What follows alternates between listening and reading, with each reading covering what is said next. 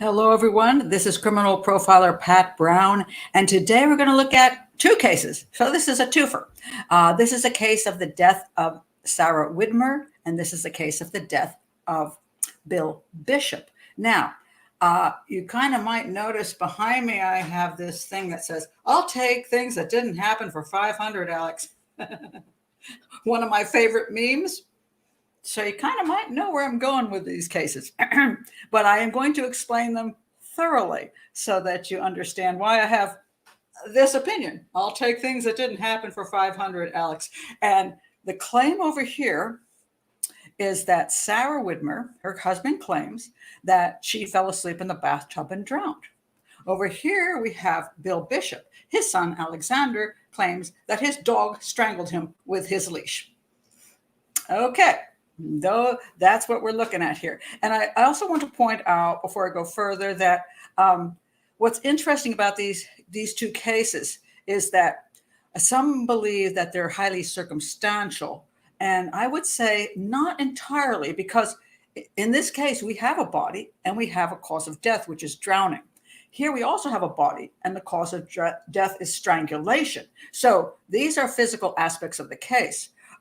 They also have two people who were suspects or are suspects and were there at the scene and were the last people to be with the people that died. He claims that he went upstairs and found his wife drowned in the bathtub. His Bill Bishop's son, Alexander, 16-year-old Alexander, claims that he went into this location in the house and found his daddy with the dog and the leash from the dogs wrapped around his throat. So he was the last one there. So we're not talking about a case where somebody disappeared and there's no physical evidence of what happened to them, but all the circumstantial evidence points to this person might be involved. We're talking about, we have a cause of death. It's the manner of death, which is the problem. The difference between that, in case you don't understand the difference between cause and manner, cause of death is actually what caused their death. In this case, drowning. This case, strangulation. But the manner of death, how did it happen? Was it an accident? Was it natural? And in her case, could it be natural? Or was it homicide? And then was it murder? So these are all the manners of death. And in these cases, he was charged with murder. And actually, Alexander originally was charged with murder, but it was dropped. So the spouse, Ryan Widmer, is still in prison after 3 trials for the murder of his wife, Sarah. On the other hand, Bill Bishop's son had his case dropped by the DA over mostly technical things on supposedly something with a search warrant that wasn't properly done. It got dropped. So he's a free man, this now no longer 16-year-old. So I'm going to get into these cases and help you understand what most likely happened, at least in my opinion. I'll take things that didn't happen for 500, Alex. Okay, let me say hello to everybody in the chat room, because we have a great chat room here today. I want to say, first of all, hello to Benny Thompson, because he really wanted me to do the Ryan Widmer case. And Benny, being what I call a great squeaky wheel, reminded me like over and over and over again, do the Ryan Widmer case. And I have to say, I always tell people this who are families of murder victims or missing persons, be a squeaky wheel. Go after the police, constantly get there and say, hey, what are you doing? Are you taking care of this case? Because if nobody bugs you, you forget about it. So Benny, following my own advice, like, Pat, do this case. Pat, do this case. Benny, you win. I'm doing this case. You see, it works. So, and it is really true that I forget. I have so many cases rolling in from so many people. I try to focus most on my Patreon's request because, hey, you're supporting the channel. But, you know, if you have a great case and I don't do anything about it, remind me over and over again. You'll have some good luck with that. So Benny is for you today. All right. Also, we have Carolina here. Ms. Leah is here. Carrie is here. Polly is here. Oh, sorry. Polly. Molly? Molly, do you want a cracker? You turned into Polly. Sorry, Molly. Molly's a great supporter of the channel too. Lisa N is here. Carolina is here. Who else is here? Joe is here from the UK because it's an early show today. 1 p.m. show rather than 3 because my granddaughter is playing soccer at 3 o'clock, barring a large thunderstorm. So I have to go see my granddaughter play soccer or football, as I say in the UK. And let's see who else is here. Okay, I can't quite see everybody, but anyway, before I get started, let me do the needful, which is an Indian terminology, which I just absolutely adore. And I say this because this channel is an educational channel. We just, I don't know who the hell we is. It's me. Just hit 6,000 subscribers, which is really great. And subscribers make a huge difference. So, hey, you don't have to pay anything. Just subscribe to the channel. That way you support the channel and you also get information. But you can also hit the bell so you get notifications. Share in true crime communities to help out. This is an educational channel, not a let's go after every new news event on some case that isn't even true, like just happened on Delphi. Oh my gosh, the Delphi case. I just said, oh my God, what's his name? Now I'm drawing a blank. Tony has been arrested. I forgot his last name. Tony's been arrested. Klein, Tony Klein, the father of Kevin Klein, has just been arrested. It's all over the internet. It's on YouTube. It wasn't even true. The chief of police came out. Chief of police. He came out and he goes, "That's not true." So I don't put out stuff just for hits, to get more people to pay attention. So anyway, subscribe to the channel. And also, I always tell people this, check my playlist for cases you're interested in. And also, if you just want one case in particular, go to YouTube search, put in Profiler Pat Brown in the case, and then it'll pop up if I've done that case. If you want to be here in the chat room with these wonderful people in my Patreon community, just click the link below, join $5 a month, supports the channel, and you get to come into the hang out with all the great patrons here. You can also buy a book. You can also hit the little $sign and contribute. And that is that. Okay, let's get to this matter. All right. Let's see. I'm going to do the first case. I'm going to talk first about the Widmer case. I want to check. Whoops, well, hold on a second. I want to check the comments. Everybody. Oh, and Benny says, and since this is a Benny request, he says, because I believe he is guilty, but it was not proven beyond a reasonable doubt.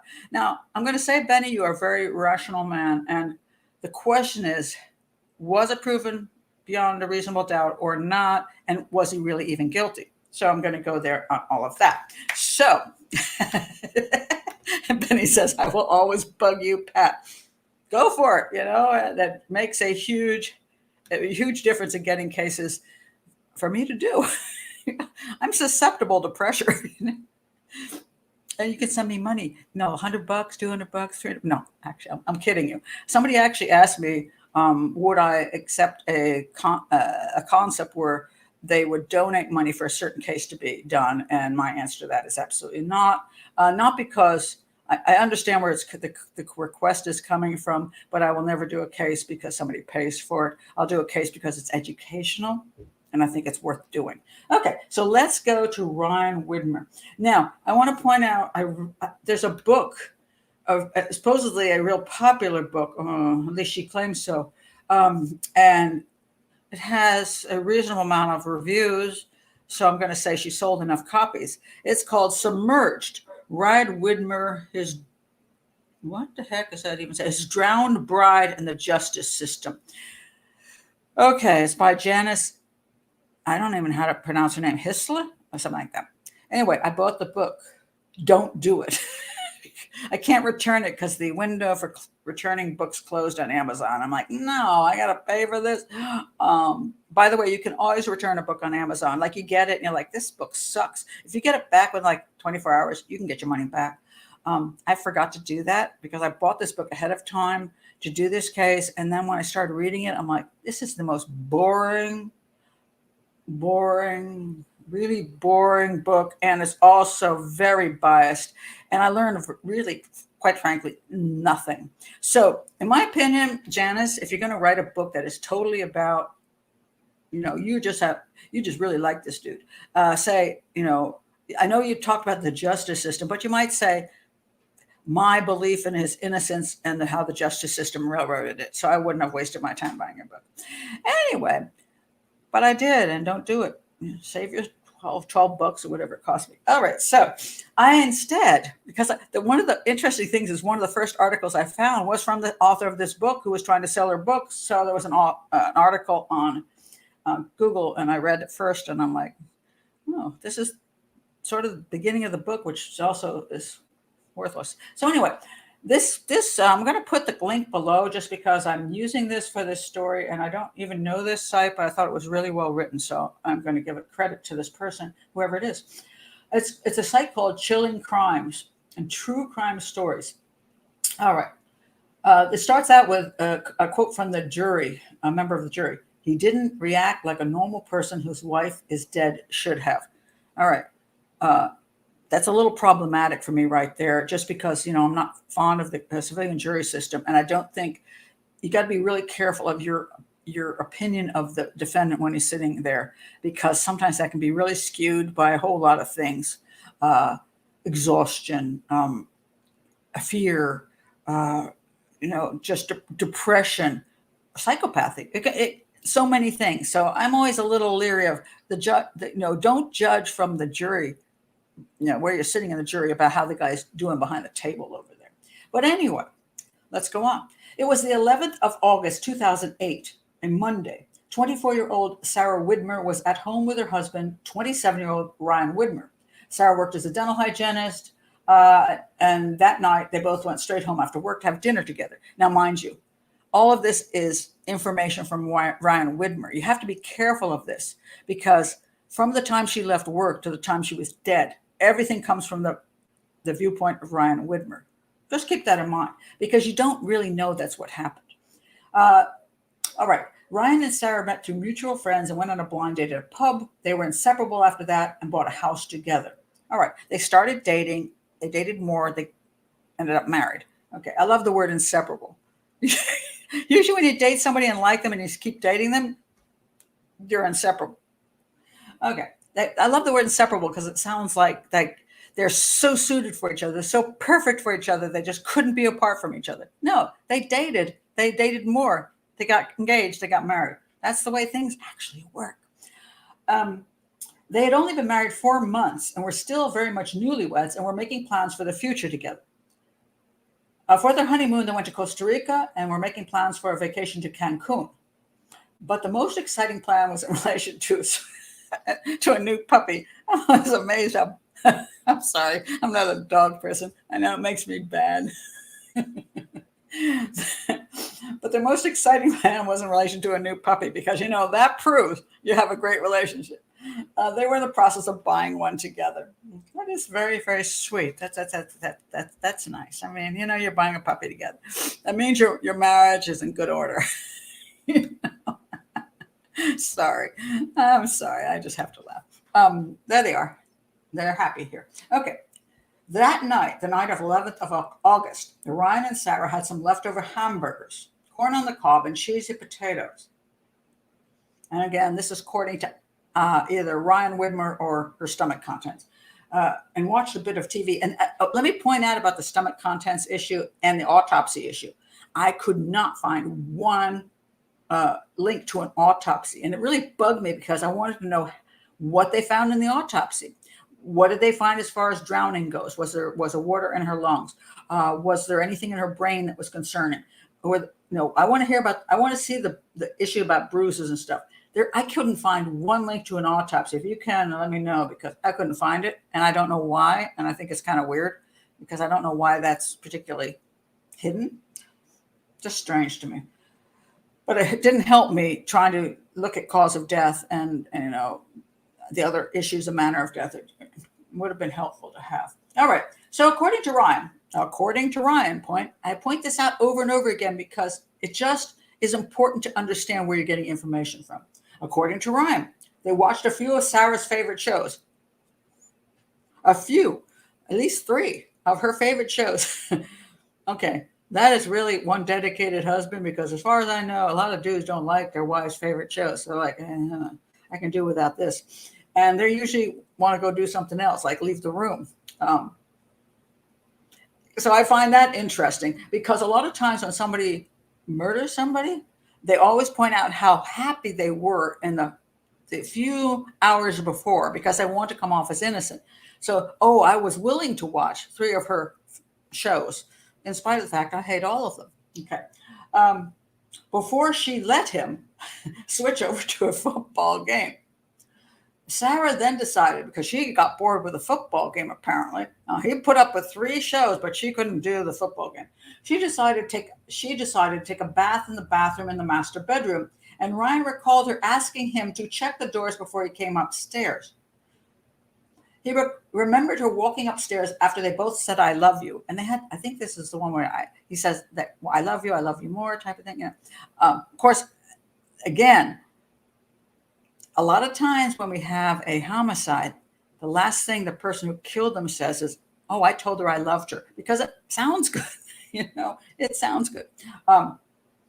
She walks on her tippy toes, as she often did. Okay, only reason I say this is because there's a claim that she has some disorder, some weird disorder that nobody had diagnosed, and now he's trying to claim that she's walking on her tippy toes, so she's kind of got some weird disorder. I don't even know what that means. At 10:49 p.m. that night, Ryan called 911. The call lasted 7 minutes. He told the 911 dispatcher that his wife had fallen asleep in the bathtub at their home in Morrow, Ohio. All right. Ryan told the dispatcher, "My wife, she fell asleep in the bathtub." That to me is interesting right away, because I don't know why you would assume she fell asleep in the bathtub. Of all the things, I would never assume somebody fell asleep and that's why they died in a bathtub. I think something had to have happened worse than that. And I'm going to explain why the falling asleep thing is ridiculous. But I don't even know why you would come up with that concept. But there's a lot of stories about this. My wife, she fell asleep in the bathtub, I think. I was downstairs. I just came up. Now, I've often said that the word just is the prelude to a lie. I just came up. Not always, but it's interesting, because instead of I came up, it's I just came up, which tells you that, hey, I wasn't near her, nothing. I didn't do anything to her. I just came up.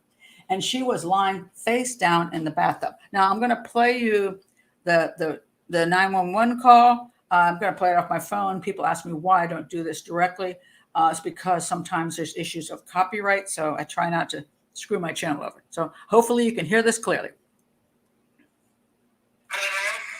fell asleep in the bathtub. I think I was downstairs. I just came up here. She was laying face down in the bathtub. In the water? Yes. She's in the bathtub? Yes, she's in the water straight right now. I tried to do it every day until I tried it. So you think you're taking her out of the water now? Yeah. The water's completely drained, but she's just laying here unconscious. I think she's still in the bathtub. Yes. Okay. So let me drain the water out of the tub. Yes. How long was she in the bathtub? She was in here for at least 15 minutes, half hour, something like that. I was downstairs watching TV. Did I keep you on? Yes, as much as I could, and what little bit I know. Somebody called me. Yeah, they're on the way, Ryan. There's no way you can get her out of the bathtub? I can try, but I have to set the phone down. Okay. Why don't I get her out of the bathtub and get her on a flat surface? Okay. I'm done with that. Put the phone down and try to set you up on me. Okay.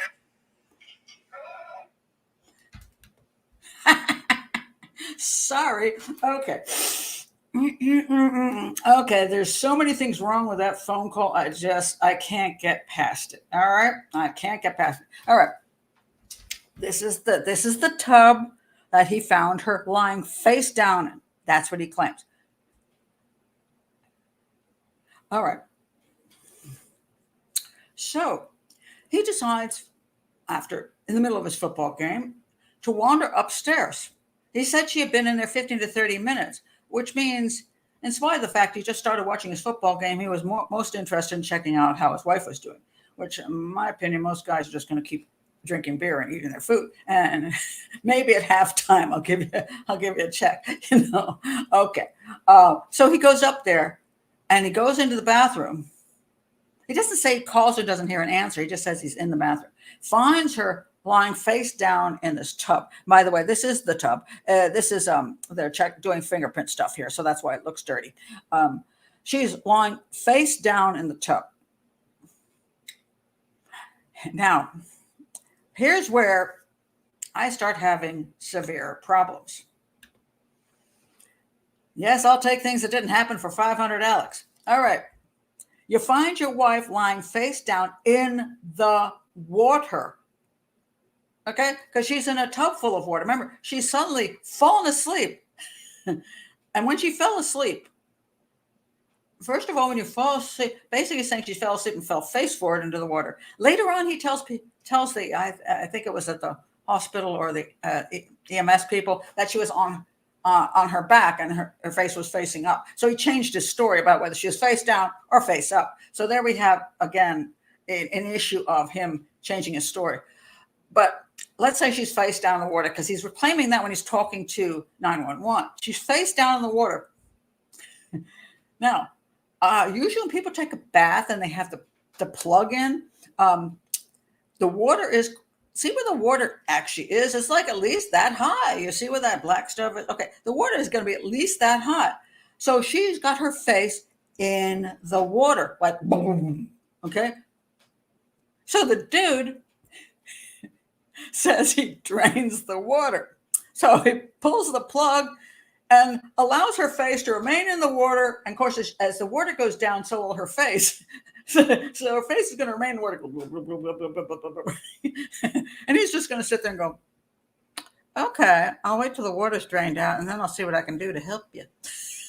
Come on now. Get out of here. I'm sorry. Get out of here. Now, almost everybody else in the world who hasn't killed their wife will, if they found their loved one lying in the water, face up, face down, unresponsive, the first thing they're going to do, they don't give a shit about the water in the tub. That's meaningless. They want to get that person out of the water in the tub.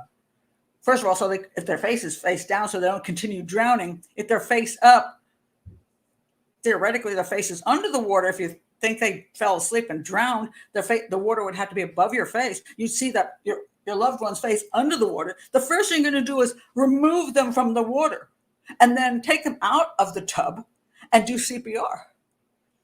He doesn't do that. He supposedly drains the water. And only when 911 tells him, you might want to take her out of the tub. He said he did CPR when she was in the tub. So basically, he drained the water, waited till the water subsided so she could drown continually until the water was below her nose and mouth. And then he decided to step into the tub and try to do CPR in the tub instead of just picking her out of the tub. Now, let's take a look at this dude. Oh, yeah, he's a little teeny dude, So he is unable, because he's such a wimpy little dude, to pick his wife up and pull her out of the damn tub so he can put her on the floor, safe from the water, and so he can do CPR. And then when he's on 911 and they say, hey, do CPR, he goes, well, I can't do it with the phone in my hand. I'll have to put the phone down. Oh, you think? Oh, that's a terrible thing. You'll have to lay the phone down. You could put it on the speaker, because there are speakers on your cell phone. And then you could take your wife out. This is the dumbest story I've ever heard. Just ridiculous. And that, to me, is the key, that he wouldn't take her body out of the tub immediately, that he claims he drained the tub rather than take her out of the tub. All right, let's go a little further on here. There's a lot of one of the reasons this became an issue in court about whether he murdered her or not is because of the bruising and damage to her body.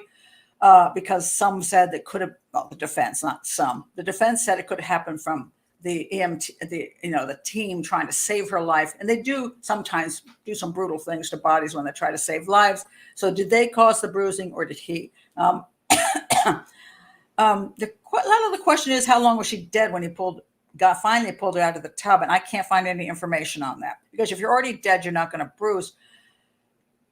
So I don't quite understand why there's so much of an emphasis on, oh no, the team caused the bruising, the life-saving team caused the bruising, not Ryan. But okay, let's go a little further in this.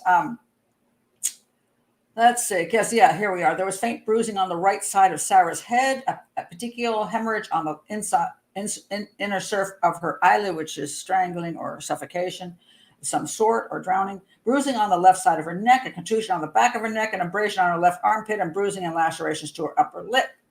All right. So they decided it was homicide, along with all the weird things he said.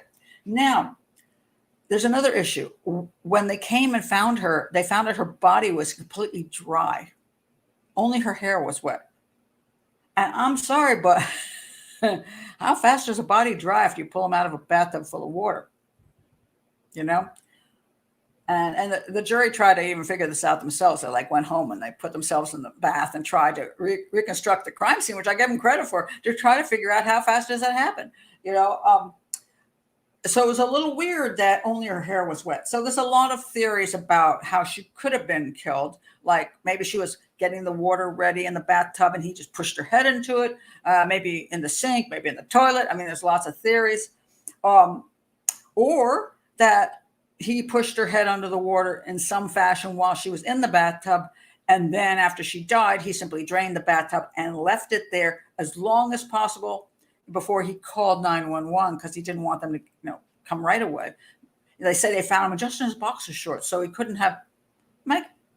First of all, maybe the dude just hangs around boxer shorts, but maybe he also took his clothes off. Maybe there was something on the clothes he didn't want them to see, so he took his clothes off. Who knows? But there could have been a time element between when she actually died and when he actually called 911. I can't find any information on time of death, so I don't know what's up with that whole thing. But that's why she could have had a dried body, because it could have just been that he let the water out and let her sit there and goes, oh my God, what did I do? And he just waited, and eventually she dried off, but the hair takes longer to dry. And I know this because I'm a female and I have longer hair. And one of the mistakes I've often made is I take a shower and then I dry off and I put a towel around my head, and I'm too lazy to blow dry my hair. So I get in bed and I tell myself, especially in the winter, don't go to bed with wet hair because you get sick when you do that. And I don't care who says that doesn't happen. I would end up with problems if I did that. And so I would be too lazy. So I ended up going to bed with damp hair, and then I get sick. So my body was dry, but my hair was damp for a really long time, like hours, because it's thick. So my guess is that he drained that bathtub and then he let her sit there and her body dried off, but her hair did not. So yeah, I find his story completely bullcrap. I find that, okay, so I'm going to go to the next two things on this, and then I'll look at your comments before I go into the other case. All right. First of all, his behavior is questionable, really questionable. His statements are questionable. And so you want to call that circumstantial? I call that evidence. It's called behavioral evidence. And the jury heard this behavioral evidence and said, I don't buy it. I don't buy that this guy went up there and found his wife drowned by falling asleep in the bathtub. Now, let's look at this. He immediately jumps to a conclusion she fell asleep in the bathtub. Why would you think that? And why would you think falling asleep in the bathtub would cause death? All right. Now, there's a lot of people that came up later that said, oh, she would fall asleep sometimes when she was watching a movie or she was whatever. I'm like, my sis, if it's a movie past 9 o'clock at night, she's asleep. Actually, she'll fall asleep in any movie. She doesn't like to sit down that long. She falls asleep all the time. Doesn't mean she falls asleep in a bathtub. My ex, he used to fall asleep. I always remember this. It was always funny. We'd be with a group of people, and he'd be like kneeling on the floor behind a couch, just kind of watching everybody. And I'd see him like this, and then I'd see him like this, and then I'd see he was gone. I'm like, he's still asleep on the floor because he just got bored and fell asleep. People fall asleep for many, many reasons, not because they have any kind of illness, which is what the defense is trying to come up with, that she had some secret illness. They also said she had some issues with like headaches and spots before her eyes. That's called a migraine, folks. That doesn't make you fall asleep in a bath and drown yourself. That's ridiculous. So it's a migraine. I've had that same stuff, the aura thing. It's not fun, but you're not like unconscious. So she would have to be literally unconscious under the water. Now, let me explain this falling asleep issue, which is ludicrous. And I actually have two personal stories about this. All right. I have a thing called, what is it called? um, dang it now. Shoot, sorry. It's my own condition, but I can never remember the name of it. Laryngo, I can't pronounce it. Laryngospasm. And what that is let me read it to you. Laryngospasm is a transient and reversible spasm of the vocal cords that temporarily make it difficult to speak or breathe. I have that, and it's horrible. It's well, the first time it happened to me, it was the most frightening thing I'd ever experienced. I think I was having, I know where it was. I was in Costa Rica with my sister. We were walking through a jungle. I had a bottle of water, just a bottle of water, and I took a sip, and it hit something in here, and I had a spasm of the throat, and it just closed. I couldn't breathe. It was like you're choking. You can't breathe. You can't talk. Now, I remember my sister going, she's like, what do I do? What do I do? I didn't know what to tell her to do because I didn't know what it was. And I remember standing there in the jungle just going for the longest time. And finally, it just eased up and I could breathe again. And I'm like, oh my God, this is the scariest thing I ever experienced. By the way, interestingly enough, people ask about my Diet Pepsi. It does not happen with carbonated drinks. So any kind of seltzer water, sparkling water, any kind of carbonated drink doesn't happen. Happens with water. I don't know why that is. But it also happens with weird things like extreme spice. I can't do that chip challenge. I love spice. I eat a lot of spicy food, but that chip challenge will probably. It happens with like those real sour gummy things. I ate one of those ones, and that happened in front of my daughter. We had a room full of people, and I went, and then my daughter's freaking, and she wanted to do a Heimlich on me, but you're not actually choking on anything. So you have to go, stop, don't come near me. And you have to wait for this thing to pass. And it's very frightening because it takes a long time and it's scary as crap. I have learned some tricks since then. If I drop my neck, it helps me get through it quicker. And I also found if you put your head back, in case you have this, put your head back and you press here, it might actually open it up so you can breathe a little bit. Anyway, I've had this. And the reason I'm pointing this out is because I've had this when I'm asleep. And it happened only twice, but it was in the beginning when I experienced this. I was asleep and my throat spasmed, whatever that is, a language spasm, happened when I was asleep, dead asleep. And it woke me up just like that. I'm like, what? Just sitting up in bed going, because I'm like, oh my God. If I'm in that water and you fall asleep and you get water in your throat, you will immediately wake up. You're not going to sleep through that. You're going to bolt up to an awake state because your body's going to say, what happened? What happened? It's going to wake you up. The second thing I want to point out is that some people will think, okay, so it woke her up, but she's already choking on the water. She's just going to choke to death and drown. All right. I tried to pass a scuba test because I was going to Egypt to do a scuba thing on the Cleopatra thing. So I was supposed to dive in Alexandria down to see the ruins. And so they gave me these classes. I was in a swimming pool. And I'm one of those people, when they do that, what's called, it's a mask test. So you have to take the mask off and then you have to only breathe through here and not through your nose. Mask, I think it's called mask clearing. I couldn't do it. Every time I tried to breathe through here, I breathed through my nose. Water went right into my lungs. And I'm at the bottom of a swimming pool. It was terrifying. I'm like, like, get up to the top of the swimming pool. And I get to the edge. Okay. I survived. It happened twice. I did not go down to for the third time, but they told me to go home and do it in my bathtub. So I put the thing on and I'm supposed to lean into the bathtub, take the mask off and see if I can breathe through the snorkel. Same thing happened in my bathtub. Horrible. But every time I didn't die, even though I sucked some water into my lungs. So if she fell asleep in that bathtub and sunk under the water, she did not die from drowning with the water into her lungs. She would have either woken up immediately and she would have coughed, and that would have been that. So on that. BS on that. Yes, indeed. Things that didn't happen for 500 Alex. Now, the only thing, let me say the only thing before I go to your comments, the only thing that I think could have happened, and I've examined this, and it's like the likelihood of this happening is so minute, and that is if she had a seizure while she was in the tub. People who have epilepsy, there is a rate of drowning deaths where they have an epileptic seizure in the tub and they go unconscious. They're unconscious, and therefore the body doesn't respond to being under the water and sucking the water into their lungs. That can happen. But here's the thing. There is no evidence that she ever had a seizure in her life, that she had epilepsy. And she's what, 30-ish? So that's a long time not to have anything. Now, can somebody have one seizure in their life? Sure. If you take all the millions of people on the planet, that does happen. Somebody had a seizure for some freaky weird reason.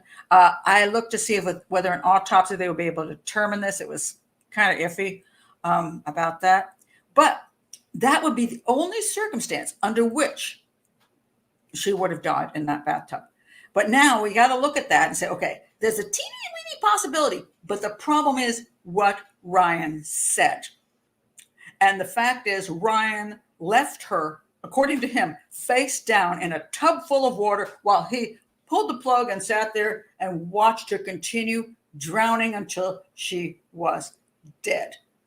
And he didn't even take her out of the tub then. He had called 911 to tell them she was still lying in the tub because poor little Ryan couldn't possibly lift his wife out of the tub when he came up there to begin with. Oh my God, my wife is in the tub. I got to get her out. No, he has to have somebody tell him to remove his wife from the tub after all the water's gone.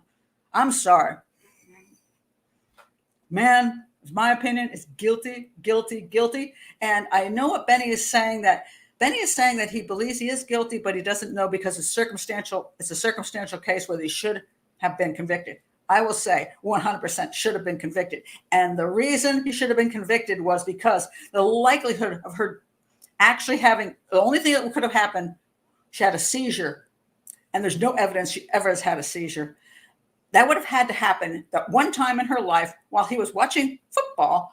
And when he came up there, just happened to come upon her then.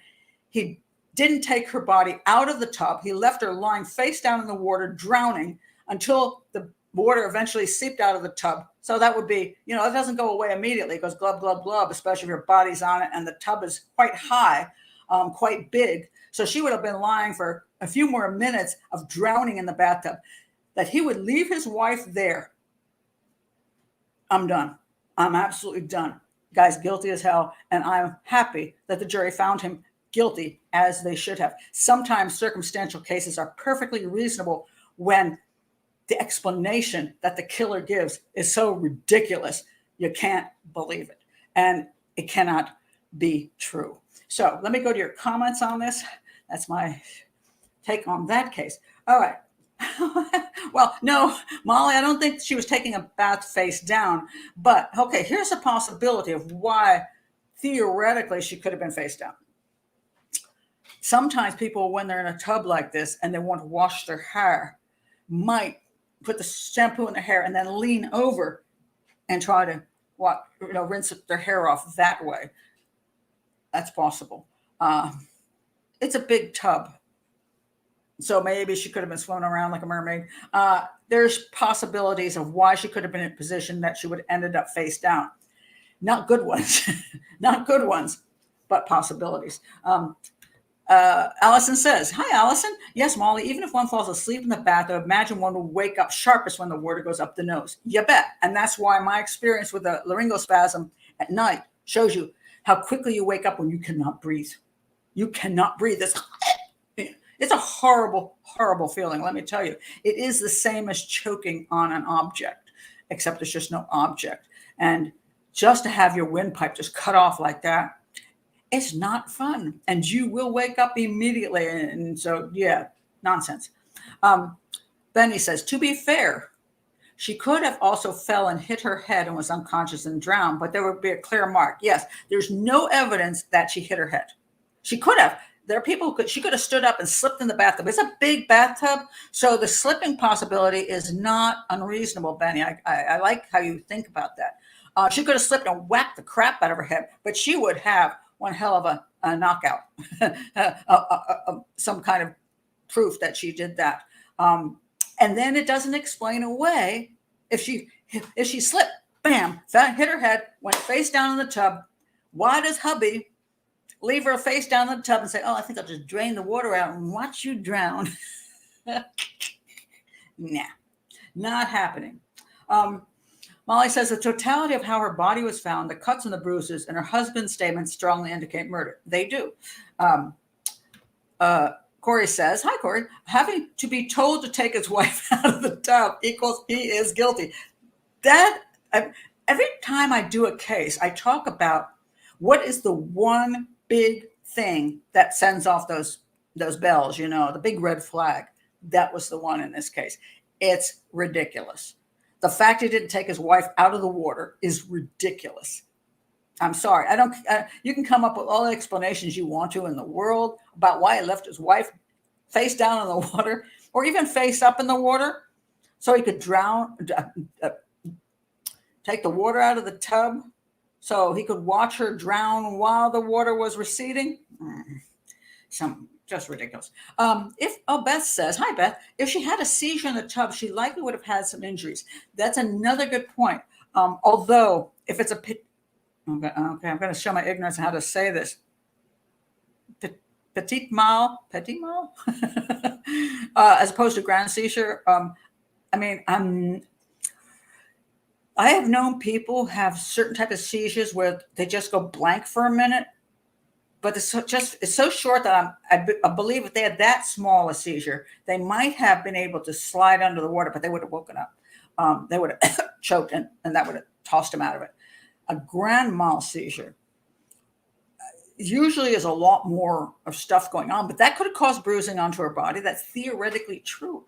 That's the only excuse. And falling asleep is ridiculous. And the fact that he would even say that, she fell asleep in the bathtub. If I found my loved one dead in a bathtub, under the water, the last thing I would think of is they fell asleep. I would say, oh my God, what happened to them? What happened? Did they have a heart attack? Did they have a stroke? Did they have a seizure? At least those three. Not they fell asleep and couldn't wake up. Get out of here. Get out of here. He did not have any cuts and scratches. Now, good question, though. That's one of the things that people say, he couldn't have done it. Let me tell you something. Drowning somebody is not that hard to do and not get injured doing it. There's a number of ways to do it. The famous one is where if a person is lying on their back, you just pull their feet up and their body slides under the water. And they're under the water and they can't get up. The head is under the water. They can't move. It's really good in a swimming pool in case you want to knock somebody off. But there's other ways by just pushing somebody's head down. Now, he's a big dude. And believe me, one of the fears I always had when I was a kid in a swimming pool was some other kid grabbing me and pushing my head under the water and holding it there. Because if they hold my head under the water, I literally can't grab anything. I can't fight because the pressure is so strong. So why wouldn't he be able to hold her head underwater and not have any injuries to his body? I believe absolutely can. And also, if the person does that and you're not expecting it, and the minute they push your head down under the water and you immediately suck the water in, you're already choking to death. Your brain is not going, oh, let me see how I can get out of it. Hopefully I can. You're already going. Believe me, it's not a good state to be in. When I have the laryngospasm thing, I've learned how to think through it. But the first time it happened, I was so stunned. I didn't know what to do. I thought I was going to die. I didn't think I wasn't going to die. I thought I was going to die, and I couldn't breathe, and I just stood. I was like in shock almost. So somebody put my head under the water, and I sucked all the water in my lungs, and now I'm choking to death, dying. Yeah, I might not be able to get out of that crap. So that's my take on this case. I believe 100% that this is a murder case. I believe that the physical and circumstantial evidence is strong. And that is why the jury found him guilty, thank God, because they are a civilian jury. And I'm surprised they didn't fall apart and find him like, oh, maybe he didn't do it. Maybe she just fell asleep under the water. I'm really glad that he's convicted, because I do not believe that there's any way she fell asleep and rolled under the water. And it's the biggest thing, again, is because he didn't take her body out of the tub. Who does? Who doesn't do that? I'll tell you who doesn't do that. A murderer. All right. Now let me go to the other case. And this is the case of the dog leash, what's known as the dog leash case. And this one is fascinating because, wow. Oh, my goodness. This one is even so, what I would call obvious. I'll take things that didn't happen, Alex, or 500. So obvious. I cannot believe they dropped this case. It's just unbelievable. And I only believe they did because of some little issues they had with the search warrant thing. They thought, the defense could just say, hey, the police were didn't do things correctly. And the kid was 16. So you know how that goes. Somebody doesn't want to admit things when it's a teenager. Somehow you feel sorry for him, Okay, let me tell you what happened with Bill, okay, and his dog that supposedly killed him. All right. So anyway, he lived in this house. By the way, the guy is like a multimillionaire. The house was like $1.5 million. Guy has super amount of money.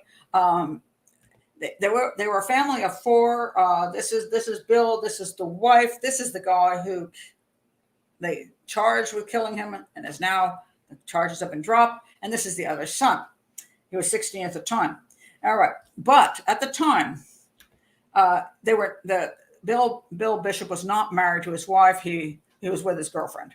Okay, but he had a lot of money. Okay, so now what happened? Let me read you what happened. All right, let me go back to the house.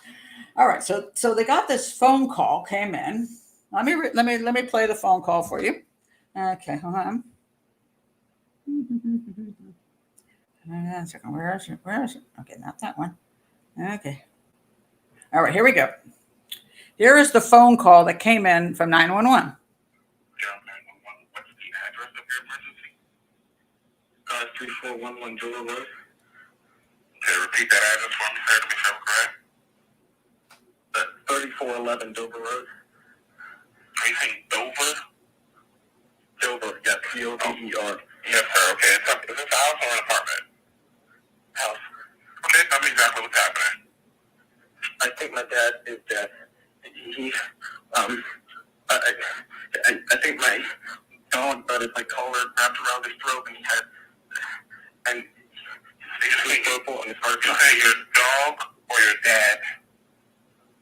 My dad is dead, but I think my dog got his leash wrapped around my dad's throat. Okay. And I walked in there, and he was tied to his neck, and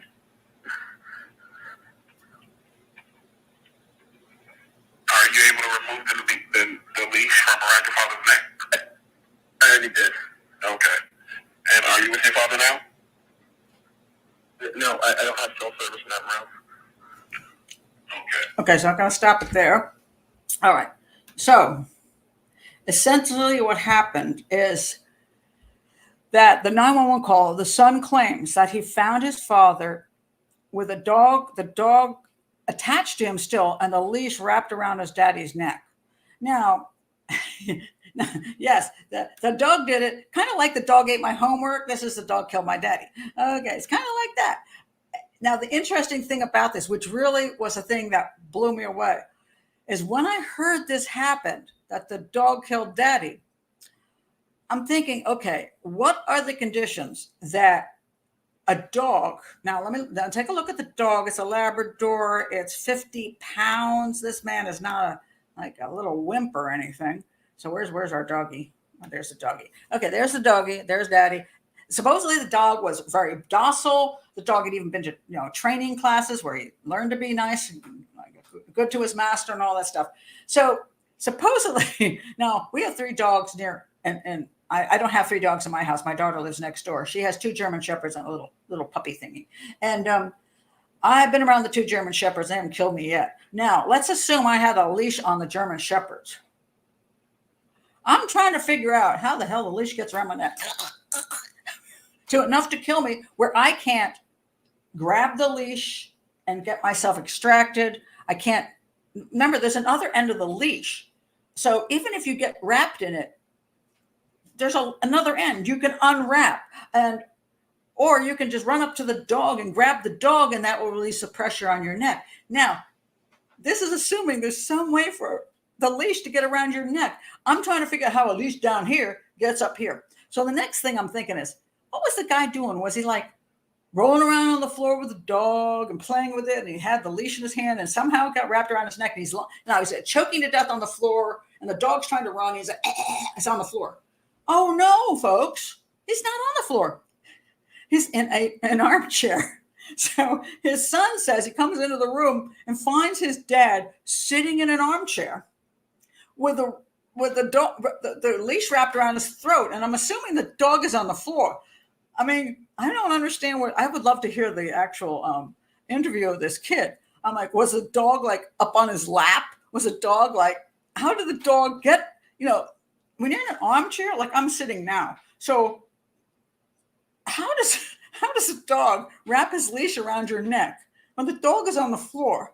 Oh, even if it's on your lap, how in the heck? And what's he gonna? Is the dog gonna run around in the air to wrap the leash around your neck? How stupid are we getting here? So I'm like, you got to be kidding me. This is the story you're gonna give? And then of course the kid says, well, I took the leash off of my daddy, and so therefore there's no proof left of the dog actually strangling my dad. But I'm going to tell you, the dog strangled my dad. Yeah, okay. And of course, he's in another room, so he can't even help his dad. So his dad ended up dying like actually 3 days later, because I guess he got choked so bad as a brain death and all that stuff. So let me read you a little more of this. Anyway, the prosecutors believe that the kid actually planned to murder his dad because his dad was rich as crap. He had a whole bunch of gold in the safe, like huge amounts of gold in the safe. And he had a $5.5 million estate.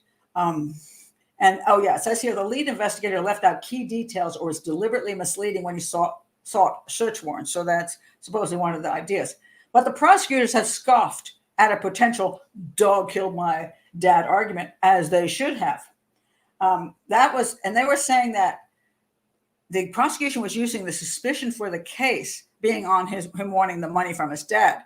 But they're like, look, the fact that he's contending his dog strangled his father is where the suspicion is for the case. Well, absolutely, because this has never been heard of before.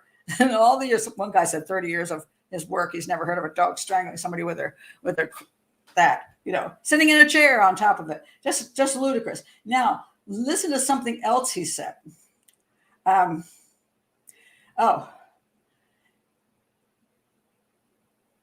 He told the firefighter that the leash was attached to Winston, that's Winston, and was wrapped around Bill's neck, although he was unsure how many times. Because if you're taking a leash off of your father's neck, you should know how many times. Like 1 time, 2 times, a bunch of times.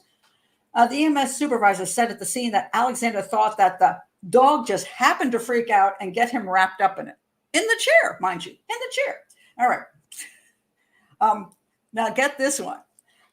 We're talking about behavioral evidence, which is great evidence. Here's something he said that you have to question.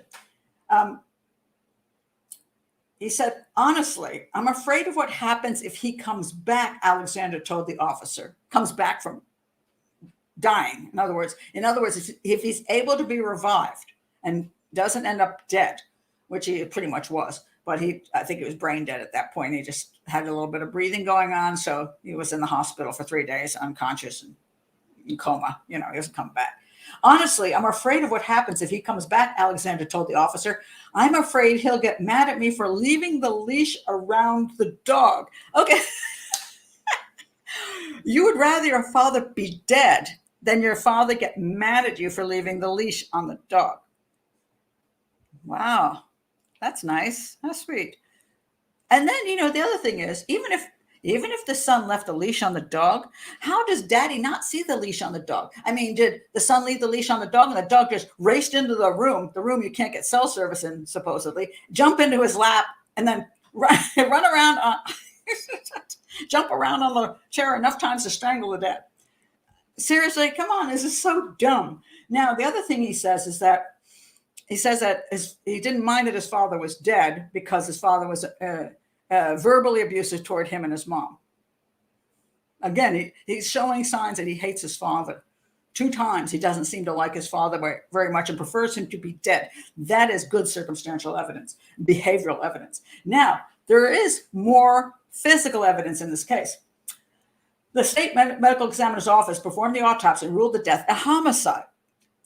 Maybe their defense is claiming homicide by Dougie, but that's not it.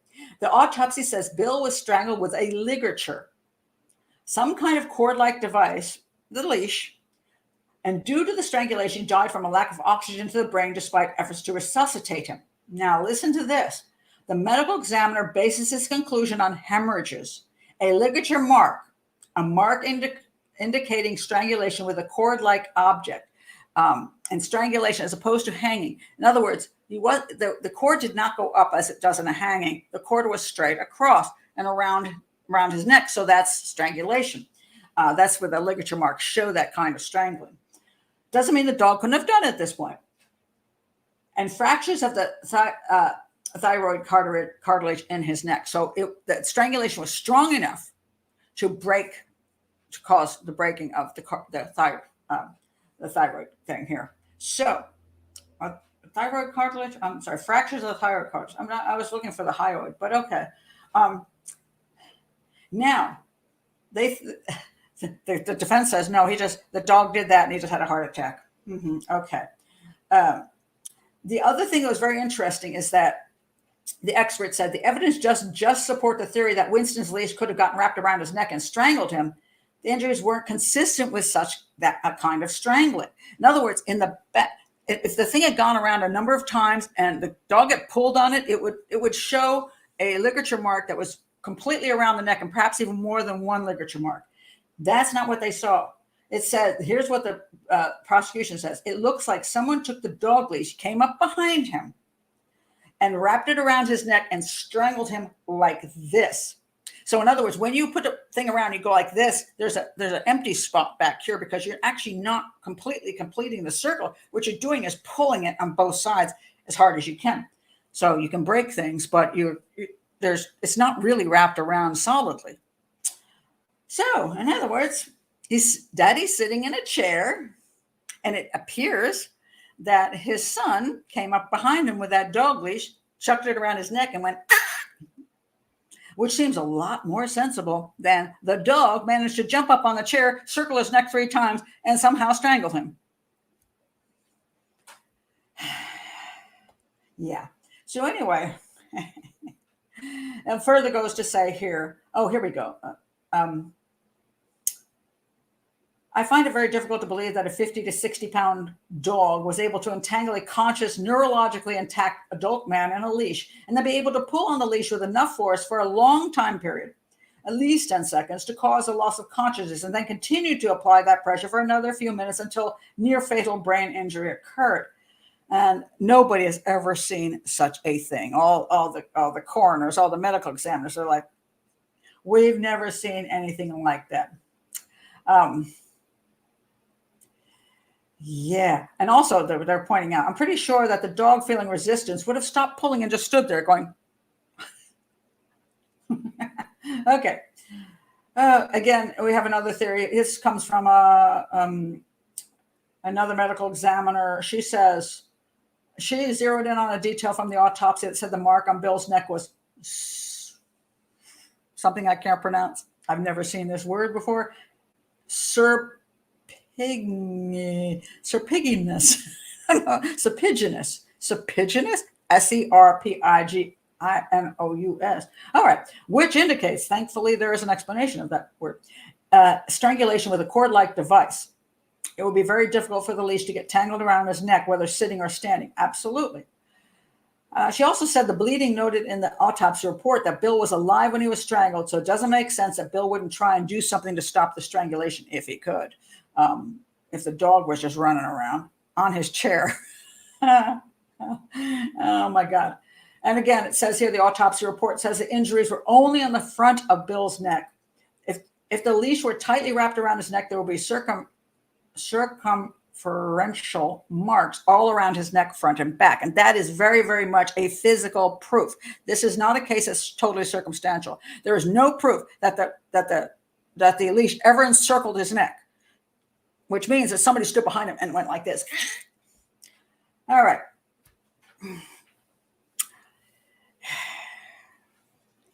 Unbelievable. And you know, the fact that he got off on something, that they just dropped it on something really whatever. Yeah, I'll take things that didn't happen for 500, Alex.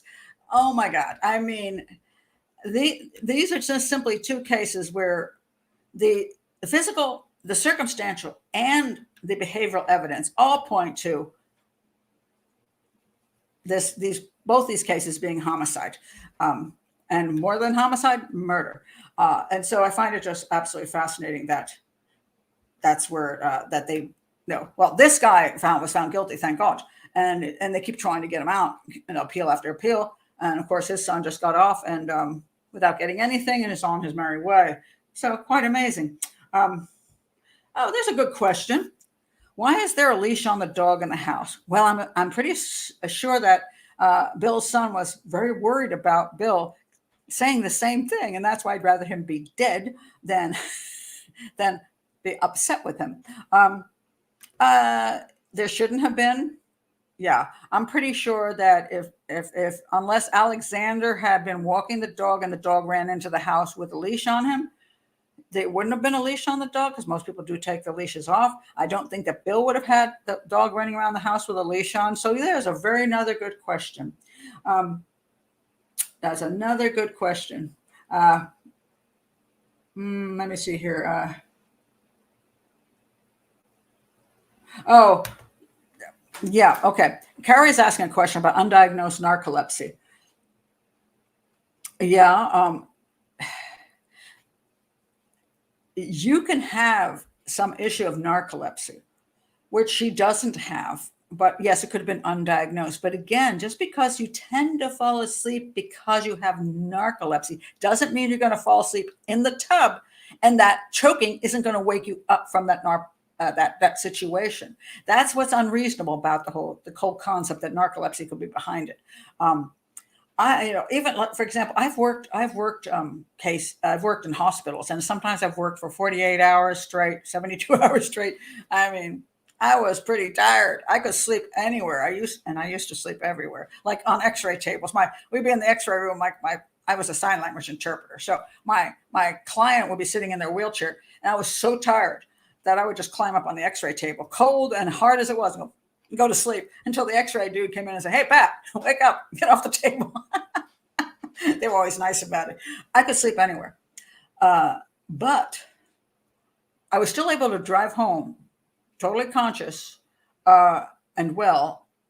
And I'm going to guarantee you that even if I hadn't slept for 72 hours and I fell asleep in a bathtub and slid under the water and started choking, I would still wake up. So there's no good reason why anybody falling asleep, even from narcolepsy, would not wake up when the water went into their lungs. They're not going to sleep through that. They're not. So it's just that. And again, even if that happened, why does Ryan leave his wife laying in the water, sucking the water into her mouth, and not get her out of the tub? That is the key again. I don't care. You can come up with, even if she had a stroke, which she didn't, even if she had some weird, let's say her first seizure in her life, which there's no proof of, even if that happened, and he comes up there, "Oh my God, my wife, oh my God, what happened to my wife? Did she have a heart attack? Did she have a stroke? Did she have a seizure? Why is she under the water?" The first thing you're going to do is grab your wife and pull her out of the water. You're not going to drain the tub. I can't get past that. Just, The Bishop case sounds like a weak prosecutor unwilling to take the case to trial. Good point, Carrie. All right. Let me tell you something about prosecution. which usually is true, although sometimes you got to wonder. The case I'm waiting on, I keep telling you guys I'm waiting on this case that is going to conclude within a few days, is one of the weakest cases I've ever seen. And I worked on this case, and I'm shocked that the prosecution took it to trial with what they have. I'm keep going. What could they possibly have to think they could win this case? It's ridiculous. And so, but it's rare that I think that. What usually happens is a prosecutor, in order to end up continuing to be a prosecutor, wants cases that they can win. They want to always talk about their win record. I've won 99% of my cases. If you won 99% of your cases, either you never ever take a case to court that's questionable, in other words, you think you could possibly lose, or you're that great. I'm going to say, if you're just going to mess your record up, you're not taking it to court.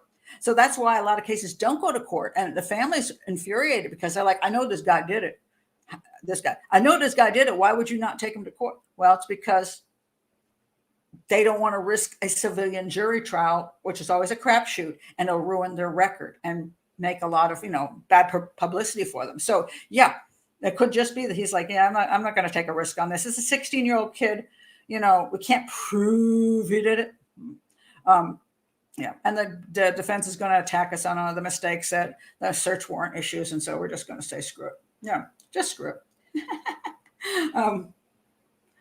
Let's see. Wait a minute. Benny said, wait a minute. Benny thinks. Benny says, yeah, a theory that our narcolepsy theory on the Whitmer case, there's no medical record. She has no medical record of anything being wrong with her. And so what happens is, after something happens, people come out of the woodwork, especially people who are friends of Ryan. They will take, like, she fell asleep in the car. That doesn't mean she has a narcolepsy. She had some aura, some little spots before her eyes. Oh my God, she's got some horrible condition. No, maybe she's just got like migraine issues. And I've had that. It's just migraine issues. So, if I end up dead someplace, somebody's just going to suddenly say, oh, I know Pat Brown. She was on YouTube and she said she, she had this laryngospasm thingy. So that's what killed her. So in case somebody strangles me in my family, they actually did it. It's not the laryngospasm, But, so people do die of undiagnosed things. This is true. But again, the totality of the evidence. Look at everything that happened. The past, the present, and the behaviors, everything goes together. And you look for these things that make you say, I'll take things that didn't happen, Alex, for 500. I mean, this is so true. It's just like, you can't tell me she fell asleep in the bathtub, Brian. I don't believe it. It's nonsense. Nonsense. And I don't know why you would think that.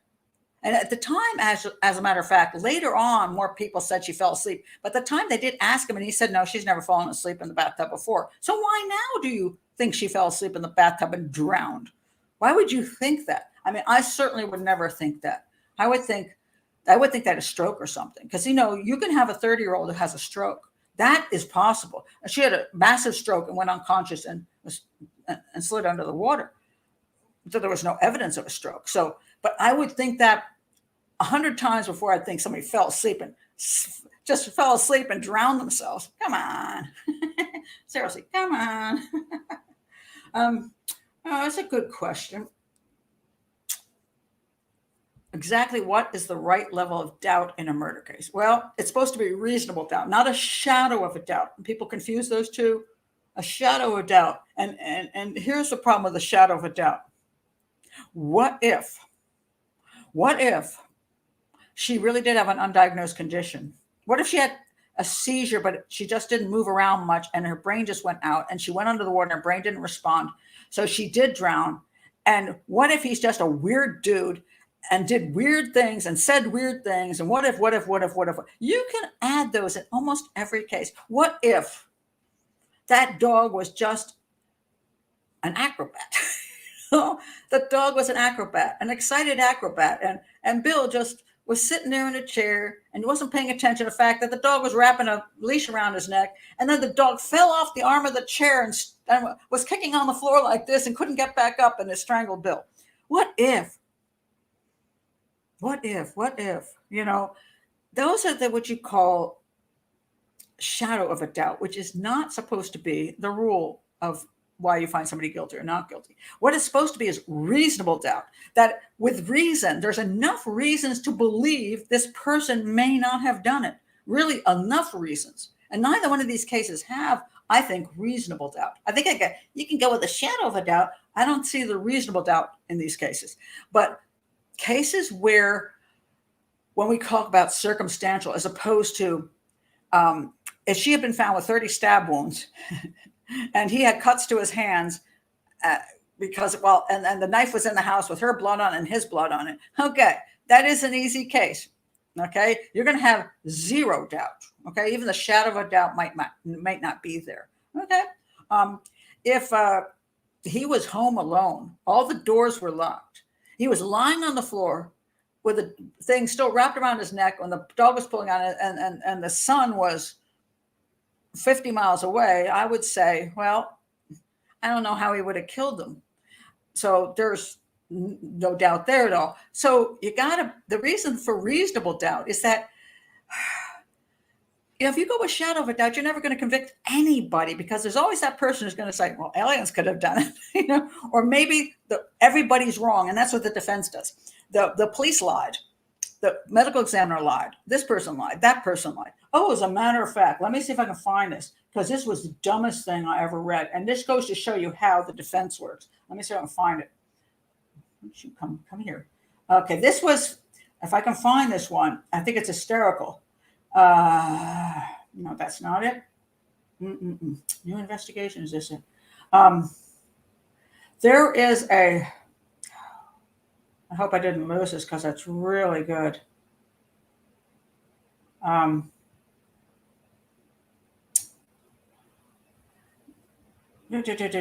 did it go? There is a statement from and for some reason I'm not finding it. It was from the defense attorneys. They've managed to find one. Okay, here is this it. A local pathologist hired by the Bishop family has cast doubt on the ruling, saying the manner of death remains undetermined. Oh shoot! And now I can't find it.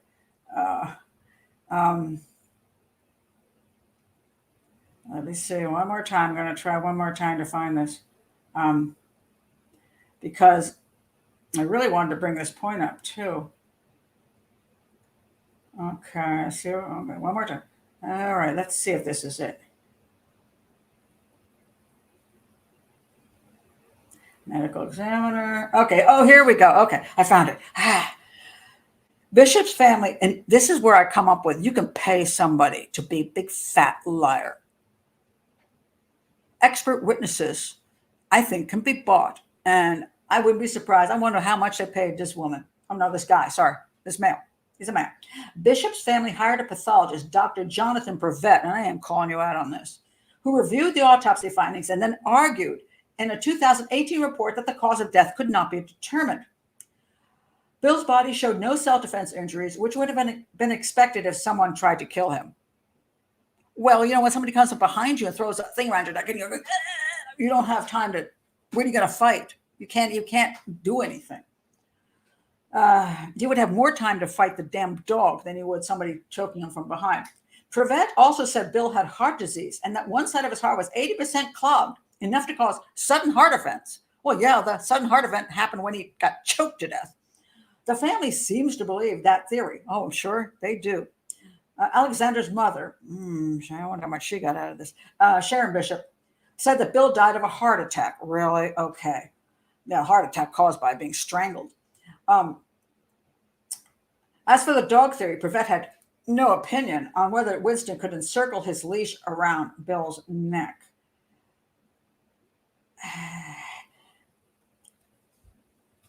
So Prevet, you can always find somebody that you can pay enough money to support the defense claims. And this is what happens when you get into court. You get the prosecutor's person says this, and I'm not saying they can't be paid too, so they can.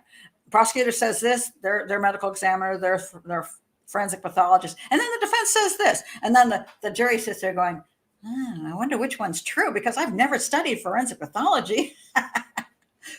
You know, when you study forensic pathology, you're supposed to spend years studying forensic pathology. But now you have two forensic pathology saying two different things. So how are you supposed to know which one is true? Which is why I'm against civilian jury systems. Molly says a dog unleashed his fury. Oh, my God. Molly also says, I would think the force exerted on the thyroid bones. I don't like to call it thyroid bones. I call it hyoid bones. I mean, I always call them hyoid bones. Interesting. I'm going to have to look that up now. Just seems strange. Maybe they'd miss. I gotta look that up now, because I've never called them thyroid bones. I'm reading the article and I'm like, I always call them hyoid bones. What the heck? Okay, wait a minute. I gotta look this up. This is an educational channel, so you get to be educated with me. Wait a minute. What up? Thyroid cartilage. Okay, thyroid or hyoid. I'm gonna put. Okay. What's the difference between a hyoid bone and a thyroid cartilage? All right. I'm going to learn something new today, because although I studied a lot of forensic pathology, it's in the past, and I need to learn these things too. The thyrohyoid membrane, I can't even say it, thyrohyoid membrane connects a thyroid cartilage to the hyoid bone, and facilitates the superior movement of the larynx.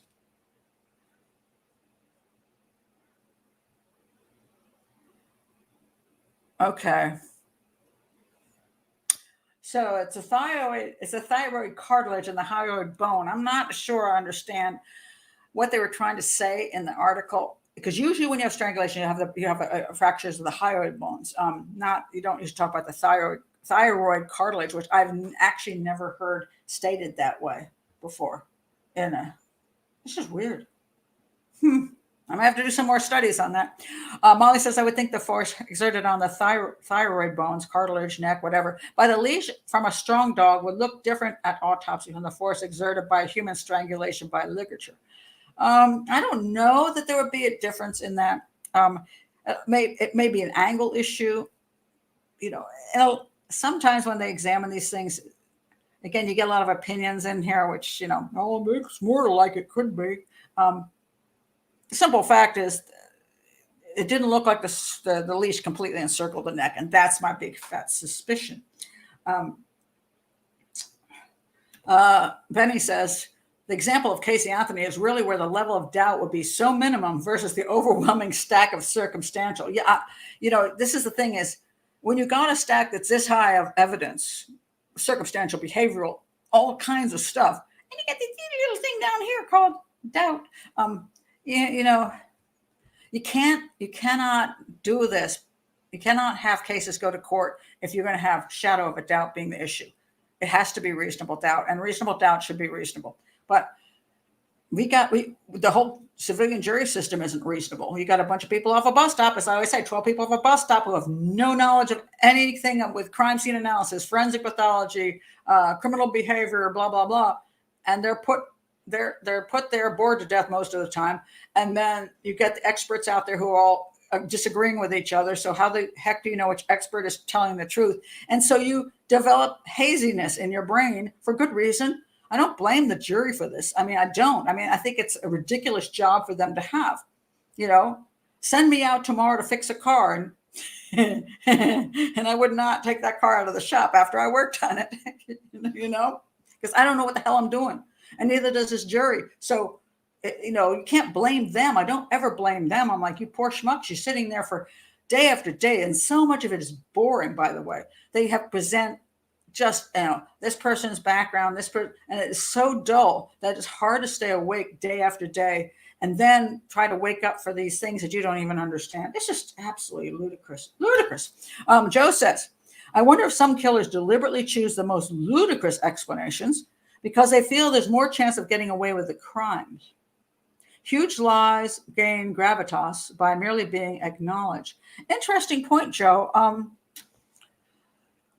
I think I don't know that I agree. I think that I would think that's more of a serial killer type of thing. I think for regular folks, I think they go with what they think is most likely to be believed. Because he was strangled, if Junior's behind here strangling him with a dog leash, because that's what's available, then he wants to connect the crime to the dog leash. And the way to do that is to say the dog had the leash on him and strangled his daddy. In this case, if his wife is under the water, why he went to, she fell asleep, and maybe because he just couldn't come up with the medical conditions that could actually have caused this. So he just went, oh, she fell asleep and drowned. Maybe she looked like she was sleeping once he drowned her. I'm not sure. But it's an interesting concept. But I don't know in a moment when they're panicked whether they would think that through, because I think they're coming up with the easiest explanation they can come up with, thinking that the easiest explanation is more likely to be believed actually than something where they got to put together this amazing kind of thing.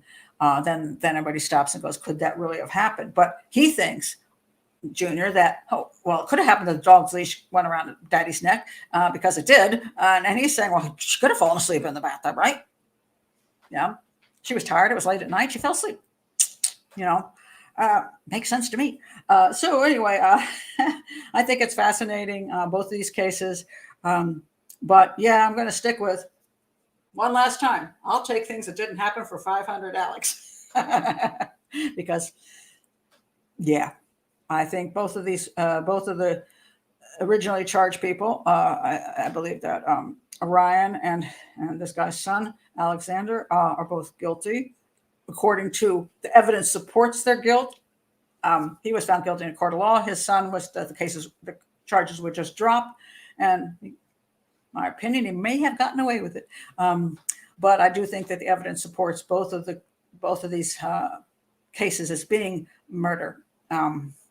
And I don't have much question about that. I don't have any reasonable doubt at all. If I were on the juries of both of these cases, I would have found both of them guilty. So that's where I stand on that. And at this point, I'm going to go off to my granddaughter's soccer game because I haven't seen a thunderstorm. So I'm going to go see if she can stop a few balls. She's going to be playing goalie today. And it's the most stressful thing. I think it's more stressful than anything else I've ever done in my life is watching my kids and my granddaughter playing sports, because you're like, this is the whole game. And then especially when she's in the goal and the ball is coming at her, you're like, oh, please stop the ball. And then whoosh, it goes by her and you go, oh, well, it's very stressful. So, well, thank you very much, Corey. I'm glad you were here. And Carolina, yeah, now you know about these cases, interesting case analysis. Yes, I think they were fascinating. Thank you, Benny, because you brought this to me. Otherwise, I wouldn't have known about it. So again, if you have cases that you really want me to do, please do keep harassing me so that I might get around to actually doing them. Remember that I have the intention of being around for a while, as long as I can keep this channel going. Please do like and subscribe. Please do share in true crime groups. Please keep this channel going. I do not have 1 million subscribers. This is an educational channel, so I might be drowning. I might be drowning because to keep this channel going is not very, very easy. But I do appreciate those who do support by joining Patreon, by clicking the little $sign and donating to the channel, by just subscribing to bring up the rates, and by more and more people coming and seeing what I have to say about these cases and to see my analyses and to learn from them. And that's my whole point. So I do appreciate all of your support. It's fabulous. And thank you, Benny. Educational channel. I try to make it educational, because otherwise I don't see much purpose in it.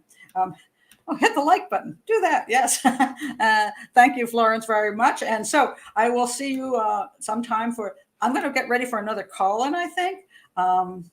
Because it looks like it's about time for a call-in. I haven't decided what. I'm going to find out from you guys what you want to talk about for a call-in, and then we will. Hold on a second. I'm starting a small issue here. You have to click so many things. People don't realize how many things you have to click on the side to make things work during a live show. And don't forget this. Carrie says, Benny, thanks for the chat within a chat. Yes, I mean, that's one of the things that's cool about, my chat room, because we have great people from Patreon here, and therefore we have a great community. And so that's why it's worth joining and supporting the channel. $5 a month. Can't get any cheaper than that. I kept it cheap so that everybody can participate who would like to participate. And so I will see you for either the hangout during the week or possibly a call in. And so I will be seeing you, no doubt, soon. Bye.